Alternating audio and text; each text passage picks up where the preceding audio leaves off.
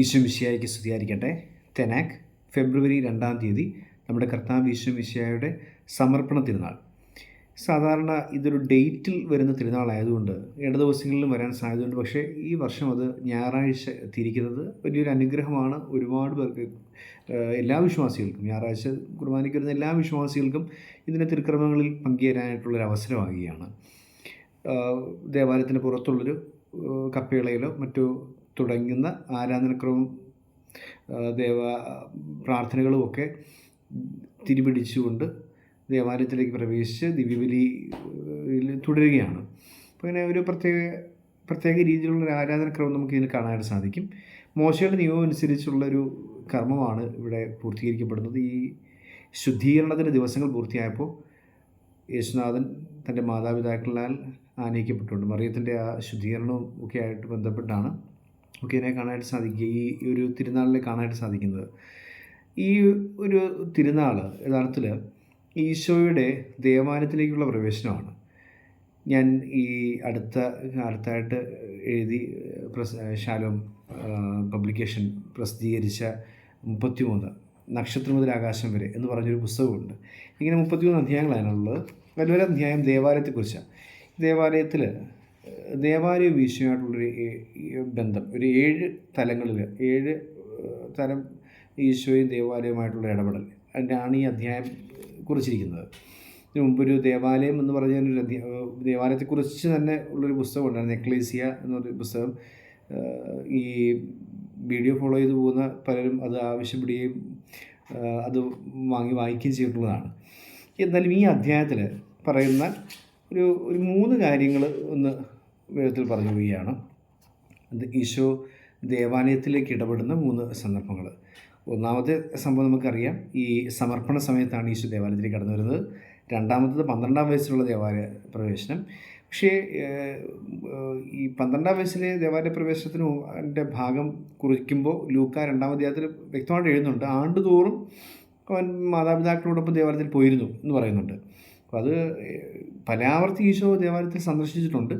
അതിങ്ങനെ സുവിശേഷത്തിൽ രേഖപ്പെടുത്തപ്പെട്ടിട്ടുള്ള രണ്ടാമതൊരു കാര്യം പിന്നെയും പലയിടങ്ങളിൽ വരുന്നുണ്ടെങ്കിലും പിന്നെ വളരെ പ്രധാനമായിട്ട് നമ്മൾ നോട്ട് ചെയ്യുന്നൊരു സംഭവം രാജകീയ ദേവാലയ പ്രവേശനമാണ്. ഓശാന പാടി എതിരേറ്റ് ദേവാലയത്തിലേക്ക് പ്രവേശിക്കും, ദേവാലയ ശുദ്ധീകരണം നടക്കുന്നു. ഇങ്ങനെ നമുക്ക് മനസ്സിലാക്കാൻ സാധിക്കുക. യഥാർത്ഥത്തിൽ ഈശോ ദേവാലയത്തിലേക്ക് പ്രവേശിക്കുന്ന സംഭവം നമ്മൾ ഈശോയോടൊപ്പം നമ്മളും പ്രവേശിക്കുന്നു, ഈശോയോടൊപ്പം നമ്മളും സമർപ്പിക്കുന്നു. നമുക്കൊരു മാതൃക ഈശോ സമർപ്പിക്കപ്പെട്ടു, നമ്മളും ദൈവത്തിന് സമർപ്പിക്കപ്പെടണം. ഇതൊക്കെയാണ് നമ്മൾ സ്ഥിരമായി ചിന്തിക്കുന്ന ധ്യാന വിഷയങ്ങൾ. അത് ഉചിതമാണ് താനും. എന്നാൽ നമുക്കിങ്ങനെ കൂടി ചിന്തിക്കാം, ദേവാലയം, ഈശോ പ്രവേശിക്കാൻ ആഗ്രഹിക്കുന്ന ദേവാലയം അത് നമ്മൾ തന്നെയാണ്. വളരെ ചെറിയ പ്രായത്തിൽ ഈശോ നമ്മളിലേക്ക് പ്രവേശിക്കുന്നു എന്ന് പറയുന്നത്, കുഞ്ഞായിരിക്കുന്ന നമ്മളിലേക്ക് ഈശോ പ്രവേശിച്ചു എന്നതിന് തന്നെ നമുക്ക് ചിന്തിക്കാം. ജ്ഞാനസ്നാന വേളയിൽ ജ്ഞാനമാതാപിതാക്കളുടെ അരികിലേക്ക് ക്രിസ്തുവിൻ്റെ പ്രകാശം സ്വീകരിക്കുമെന്ന് പറഞ്ഞുകൊണ്ട് വെളിച്ചം വെച്ച് നീട്ടുന്നുണ്ട്. നമുക്ക് വേണ്ടി ആ ജ്ഞാനമാതാപിതാക്കൾ ആ ഒരു വെളിച്ചം തൂകി നിൽക്കുന്ന കത്തുന്ന മെഴുകുതിരി വാങ്ങിച്ചുകൊണ്ട് നമ്മുടെ ഉള്ളിലേക്കാണ് ഈശോയെ സ്വീകരിച്ചിരുന്നത്. ഈശോ ആ വെളിച്ചത്തിൻ്റെ പ്രതീകമായിട്ട് നമ്മുടെ ഉള്ളിലേക്ക് വരിക. കാണപ്പെടാത്ത ദൈവപ്രസാദം നൽകുന്നതിനെ ഈശോ മിശിഹാ സ്ഥാപിച്ച് കാണപ്പെടത്തക്ക അടയാളങ്ങളാണല്ലോ കുദാശകൾ. അപ്പോൾ നമ്മുടെ ഉള്ളിലേക്ക് ഈശോ കടന്നു വന്നു എന്നുള്ളതിൻ്റെ പ്രതീകമാണ് ആ തിരി സ്വീകരിച്ചെന്നുള്ളത്. അപ്പോൾ ഈ ദേവാലയ പ്രവേശനം, ഉണ്ണീശോയെ പരിശുദ്ധ മറിയം ഔസേപിതാവും കൊണ്ട് ചേർന്ന് ദേവാലയത്തിലേക്ക് കൊണ്ടുവന്ന് പറയപ്പെടുന്ന സംഭവ യഥാർത്ഥത്തിൽ നമ്മൾ ജ്ഞാനസ്നാന വേളയിൽ വെളിച്ചമായി ഈശോയെ ഉള്ളിൽ സ്വീകരിച്ചു എന്നുള്ളത് തന്നെയാണ്. നുങ് ദിമിത്തിസ് എന്ന് പറയപ്പെടുന്ന, ഇപ്പോൾ വിട്ടയക്കണമേ എന്ന ടൈറ്റിലിൽ അറിയപ്പെടുന്ന സക്രിയയുടെ ശിമിയോൻ്റെ സ്തുതിഗീതമുണ്ട്. ലൂക്കായുടെ സുവിശേഷത്തിലെ വളരെ പ്രധാനപ്പെട്ട 3 കീർത്തനങ്ങളാണ് യഥാർത്ഥത്തിൽ ബെനഡിക്തുസ് എന്ന് പറയപ്പെടുന്ന സക്രിയയുടെ കീർത്തനം, മാഗ്നിഫിക്കാത്ത് എന്ന് പറയുന്ന പരിശുദ്ധ അമ്മയുടെ സ്തുതിഗീതം, പിന്നെ നുങ് ദിമിത്തിസ് എന്ന് പറയപ്പെടുന്ന ശിമിയോൻ്റെ കീർത്തനം. 2 വരികളുണ്ട്. അത് ഇങ്ങനെയാണ് നമ്മൾ ഈ യാമപ്രാർത്ഥനകളുടെ പുസ്തകത്തിൽ നൈറ്റ് പ്രയറിന് ഉപയോഗിക്കുന്നൊരു പ്രാർത്ഥനയാണ്. പ്രാർത്ഥന ഇങ്ങനെയാണ്, ഇപ്പോൾ നിൻ്റെ ദാസനെ സമാധാനത്തിൽ വിട്ടയക്കണമേ. ഈ സമാധാനത്തിൽ വിട്ടയക്കണമേ എന്നുള്ളതാണ് ഈ നുങ് ദിമിത്തിസ് എന്ന് പറയുന്നത്. വിട്ടയക്കണമേ എന്തെന്നാൽ സകല ജനതകൾക്കും മുമ്പ് നീ ഒരുക്കിയിരിക്കുന്ന നിൻ്റെ രക്ഷ നീ ഒരുക്കിയിട്ടുള്ള നിൻ്റെ രക്ഷ എൻ്റെ കണ്ണുകൾ കണ്ടു കഴിഞ്ഞു. അത് വിജാതിയർക്ക് വെളിപാടിൻ്റെ പ്രകാശവും നിൻ്റെ ജനമായ ഇസ്രായേലിൻ്റെ മഹത്വവുമാണ്. വിജാതിയർക്ക് വെളിപാടിൻ്റെ പ്രകാശം. അപ്പോൾ ക്രിസ്തുവിനെ സ്വീകരിക്കാൻ ഒരുങ്ങി നിൽക്കുന്ന ആളുടെ ഉള്ളിലേക്ക് കടന്നു വരുന്ന പ്രകാശമാണ് ക്രിസ്തു എന്ന് പറഞ്ഞുകൊണ്ടാണ് ഇപ്പോൾ ജ്ഞാനസ്നാനത്തെ ഈ ഭാഗം നമ്മൾ കാണേണ്ടത്.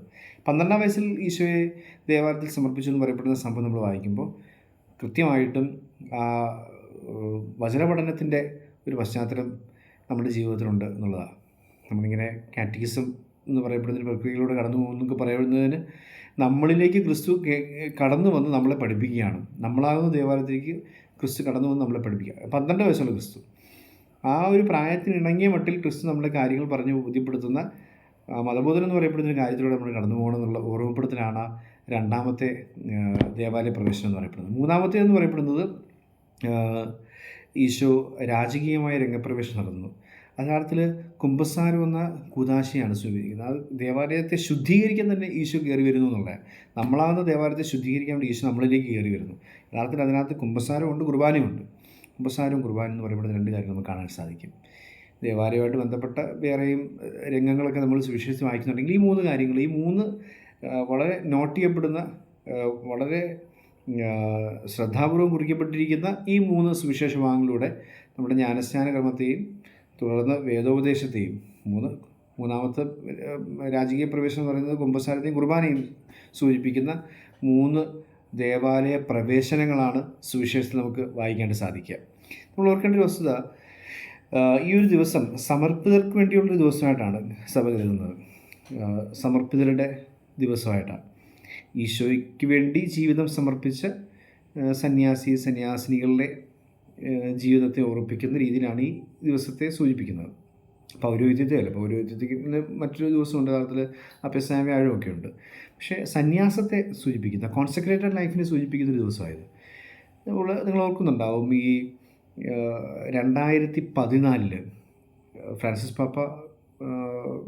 പാപ്പ സ്ഥാനത്തേക്ക് കടന്നു വന്നതിന് ശേഷം തൊട്ടടുത്ത വർഷത്തിൽ 2014 നവംബർ 30 മുതൽ 2015 പൂർണ്ണമായും, പിന്നെ 2016 ഫെബ്രുവരി 2-ാം തീയതി വരെ, സമർപ്പണ തിരുനാൾ ദിവസം വരെ നീണ്ടുനിന്ന ഒരു വർഷാചരണം ഉണ്ടായിരുന്നു.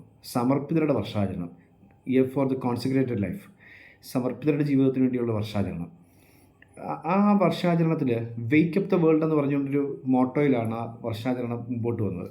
അതിൻ്റെ ലോഗോയൊക്കെ ഓർക്കുന്നുണ്ടാകും, ഒരു പ്രാവ് ഇങ്ങനെ കടലിന് മീതെ പറന്നു വീരുന്നു, 3 നക്ഷത്രങ്ങൾ താഴെയുണ്ട്, ഇങ്ങനെ ഈ ഒരു ചിറക് കൊണ്ട് ഭൂഗോളത്തെ താങ്ങി നിർത്തുന്നു. ഇതാണ് ആ ചിത്രം, ലോഗോ. അത് ആ ലോഗോയിൽ ആ പ്രാവിങ്ങനെ പറന്നു വീരുന്നതിൻ്റെ ഒരു വശത്തായിട്ട് 3 വാക്കുകൾ എഴുതിയിട്ടുണ്ട്.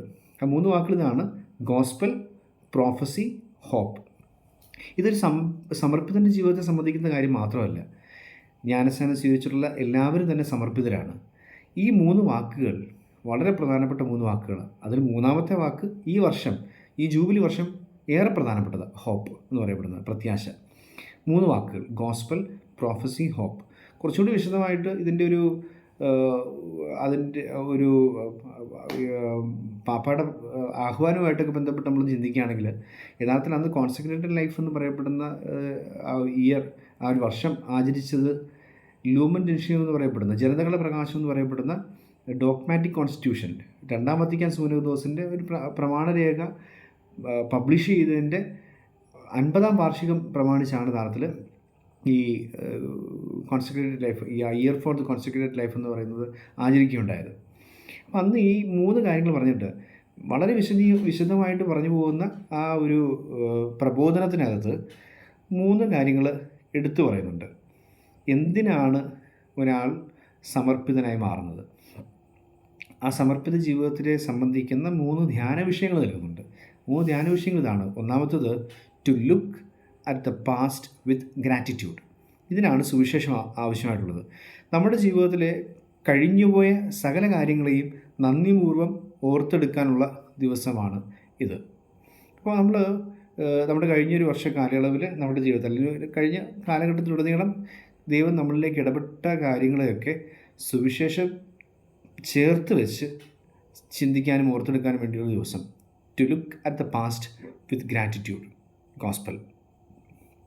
രണ്ടാമത്തെ കാര്യം എന്തിനാണെന്ന് ചോദിച്ചു കഴിഞ്ഞാൽ, to live the present with passion, തീഷ്ണതയോടെ ഈ വർത്തമാനകാലം ജീവിക്കാൻ, ഭൂതകാലം നന്ദിപൂർവ്വം ഓർത്തെടുക്കാൻ സുവിശേഷം ചേർത്ത് വയ്ക്കുക. 2, വർത്തമാനകാലം തീഷ്ണതയോടുകൂടി ജീവിക്കാൻ ശ്രമിക്കുക. അത് എങ്ങനെ തീഷ്ണതയോടുകൂടി? രണ്ടാമത്തെ വാക്ക് ഓർക്കുക, പ്രോഫസി, ഗോസ്പൽ പ്രോഫസി. രണ്ടാമത്തെ prophecy, to live the present with passion. ഏറെ തീഷ്ണതയോടുകൂടി ഒരു പ്രവാചകന് അടുത്ത രീതിയിൽ തീഷ്ണതയോടുകൂടി ഈ വർത്തമാനകാലത്ത് ജീവിക്കുക. പ്രവാചകൻ എപ്പോഴും ദൈവത്തോടുള്ള സ്നേഹത്തിൽ ഇങ്ങനെ ഒട്ടി നിൽക്കാൻ വേണ്ടി ജനത്തെ ഓർപ്പിച്ചുകൊണ്ടിരിക്കുന്ന ആളാണ്. ഒരു കാരണവശാലും വേറൊരു വഴിക്ക് പോകാൻ പാടില്ല. ദൈവത്തോടുള്ള സ്നേഹത്തിൽ ഒട്ടി നിൽക്കുക. രണ്ടാമത്തത്, ദൈവത്തിൻ്റെ മൗത്ത് പീസ് ഓഫ് ഗോഡ് എന്നൊക്കെ പറയും. ദൈവത്തിൻ്റെ വായായി മാറുന്നതല്ല പ്രവാചകൻ. ദൈവം എന്താണ് മനുഷ്യനോട് സംസാരിക്കാൻ ആഗ്രഹിക്കുന്നത്? നീതി, കരുണ, വിശ്വസ്തത തുടങ്ങിയ കാര്യങ്ങളെക്കുറിച്ച് സംസാരിക്കാൻ വിളിക്കപ്പെട്ടവനാണ് ഒരു സമർപ്പിതൻ എന്ന് പറയപ്പെടുന്നത്.